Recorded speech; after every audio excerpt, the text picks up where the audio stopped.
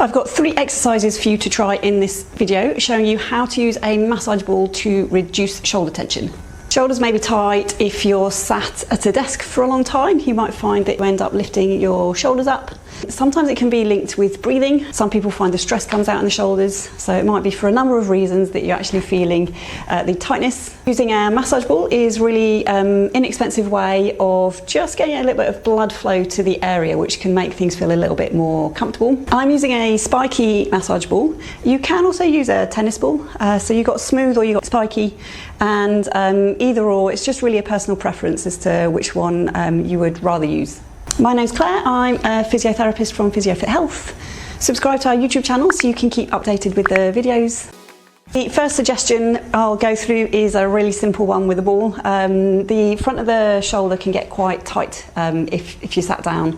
It can tend to roll forward, so can be a lot of tension there without you really realising. So all you're going to do with the ball is you're going to get it at the front of the shoulder using the other hand, and then you can just roll it side to side, up, down, round in a circle, and just seeing if you can find any tight areas. You're going to do this for a minute, a couple of minutes at the most, and then you're going to go onto the other side. So yeah, nice and simple.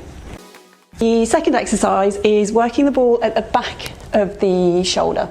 Now, I'm just going to pop the towel around the ball just so that I don't mark the wall. You want to get the ball at the back of the shoulder, and then you want to squash the ball against the wall just so you can have a little bit of leverage. It's really a personal preference as to where you place the ball behind the shoulder. So feel free just to move the ball around a little bit just to see where feels tight, where feels quite nice to get that pressure. Once you've got it there, a couple of things you can do with this one. You can just hold the ball against the wall, so you've got that pressure on that one spot. And then you can take 4 or 5 really nice, big, deep breaths.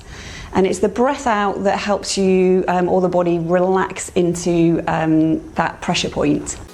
The other variation with this one is, same as how you were using the ball at the front of the shoulder, you can be moving the ball up, down, side to side, round in a circle, just finding where those tight spots are. If you find a really tight spot and it's really too uncomfortable, just work around that area rather than directly on it. You're trying to relax everything rather than increase the tension. If it's too sore, you're just likely gonna just start tensing up. Same as the first one, this is 1 to 2 minutes within that area, and then you're going to go over onto the other side.